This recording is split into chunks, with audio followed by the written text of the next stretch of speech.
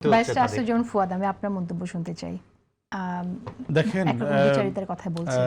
বর্তমান বিএনপি সরকারের মন্ত্রী ইকবাল হাসান মাহমুদ টুকু ভাই, স্ট্যান্ডিং কমিটির মেম্বার, উনি তো এই ডিবেটটা ট্রিগার করলেন আর কি। ওনার বাবা তো পাকিস্তান আন্দোলনের কর্মী ছিলেন, পাকিস্তান সরকারের মন্ত্রী ছিলেন, 69 পর্যন্ত ছিলেন। এখন প্রশ্ন হচ্ছে যে উনি সেই পিতৃত্ব, তার বাবার কাজকে অস্বীকার করেন কিনা, যে এই যে স্বাধীনতা আন্দোলনের সাথে যেগুলো যায় না তার বাবার কাজ, কখনো বলেছেন? বলেন নাই। ইনকিলাব জিন্দাবাদ আমার মনে আছে বিএনপির পেইজে আমি নিজে দেখেছি 4ই আগস্ট, 5ই আগস্ট, 24-এর আন্দোলনে।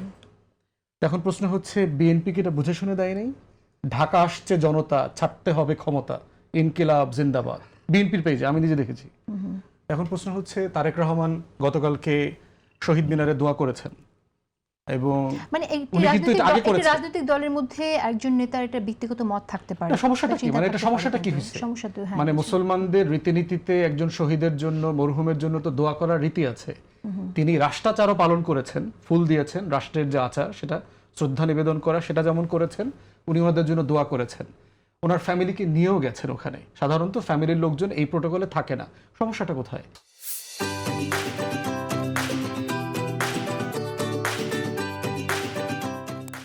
ফ্যামিলিদেরকে নিয়ে একটা ঐতিহাসিক ঘটনাটাকে স্মরণ করেছেন। তার পরবর্তীতে জামাত, এনসিপি, ওনাদের নেতৃবৃন্দ গেছেন, একই কাজ করেছেন। মানে এগুলোকে ইস্যু বানানো, মানে এই ইস্যু বানানোটা খুবই অভদ্রতা আর কি। আবার সায়ন্ত ভাই যেটা বলেছেন, জামাত সম্ভবত এর আগে যখন বিএনপি জামাত একসাথে জোট ছিল 2001 থেকে 2006, তখনকার সময়গুলোতেও কিন্তু আপনার বেগম জিয়ার সাথে জামাতের মন্ত্রীরা স্মৃতিসৌধে, শহীদ মিনারে গেছেন বলে আমার মনে পড়ছে যতটুকু, এবং এরকম ছবি আমি দেখেছি। তাহলে প্রশ্ন হচ্ছে যে রাষ্ট্রাচার ছাড়া শহীদ মিনারে আসলে কে কখন যায়? আমরা মিটিং মিছিল করতে যাই, প্রতিবাদে যাই, র্যালিতে যাই, বাট সাধারণত শহীদ মিনারে কিন্তু জামাতের অবস্থান তো, জামাত তো এটাকে নাজায়েজ মনে করে কাজটা।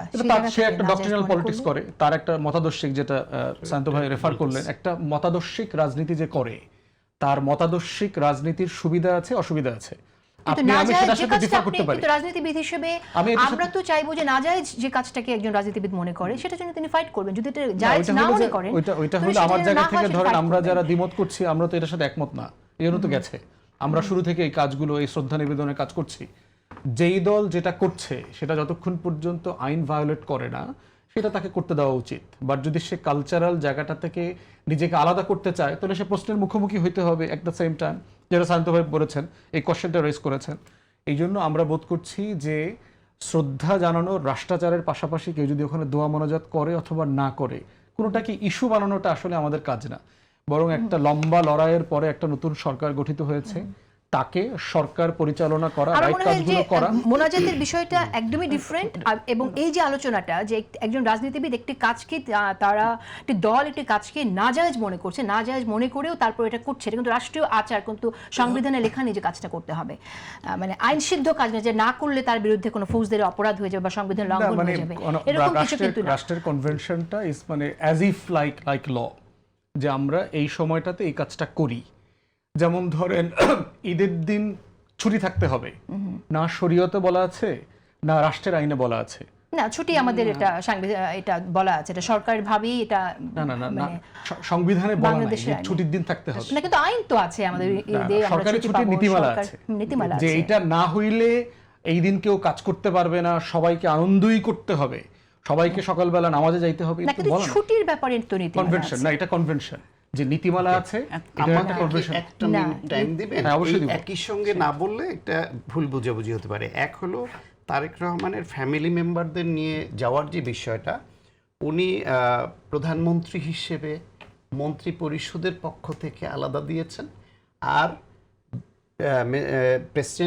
শহীদ প্রেসিডেন্ট জিয়াউর রহমান এবং বেগম খালেদা জিয়ার পরিবারের পক্ষ থেকে এইবার আমি কোনো সমস্যা দেখি না, বলছি আমি একটা অপশন রেখেছে তাদের জন্য, সেই অপশনের প্রেক্ষিতে ঘোষণা দিয়ে পরিবারের পক্ষ থেকে আমি এটাকে ওয়েলকাম করি। তো সুতরাং ওইটাকে এটার সঙ্গে মিশিয়ে না, ওই কথায় আবার কিছু লোক আছে না সেই সমালোচনাটার জবাবটাই দিলাম, এইটাকে মানে ওনার স্ত্রী বা কন্যা রাষ্ট্রীয় প্রোটোকলে ওই মন্ত্রী পরিষদ বা ওটার মধ্যে জানি আলাদা করেছে ক্যাটাগরি।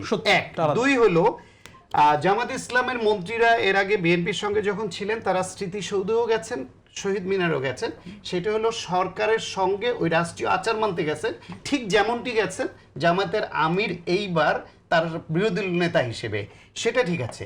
কিন্তু দল হিসেবে কিন্তু বিএনপি বা অন্যান্য দলের পক্ষ থেকে যেত, জামায়াত কখনো দলের পক্ষ থেকে দেয় না, এইবারও দেয় নাই। সুতরাং তারা এখনো কি ওই নাজায়েজ অবস্থানে আছেন কি, এই জন্য প্রশ্নটা আসছে যে দল কি এখনো নাজায়েজ মনে করছে কি। এটা ওই যে ডক্টরিনাল পলিটিক্সের যে লিমিটেশন আছে, সেই লিমিটেশনের ভিতর থেকে তারা তো বের আসতে পারে নাই, এবং তাদেরকে এই প্রস্তুত তাদেরকে দিতে হবে।